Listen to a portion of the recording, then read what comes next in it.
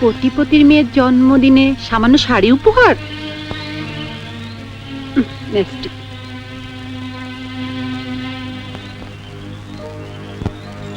কে তুমি?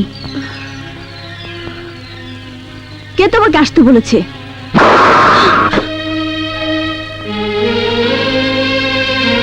দারোয়ান! আখি, ও এবারের পুরাতন আয়া। আয়া হয়ে মালিকের মেয়ের জন্মদিনে দাওয়াত খেতে এসেছে। দারোয়ান, ওকে ঘাড় ধাক্কা দিয়ে বের করে দাও। দারোয়ান, দাঁড়াও। আমেনা, তুই পেছনে গিয়ে বস। না আপা, আমি দেখতে এসেছিলাম আমার মালিকের মেয়ে কেমন আছে। ছি ফুপু, একটা কাজের মেয়েকে তুমি মেহমানদের শাড়িতে বসতে বলছো? আই, তুমি যাবে নাকি ঘাড় ধাক্কা দিয়ে তোমাকে বের করে দেব?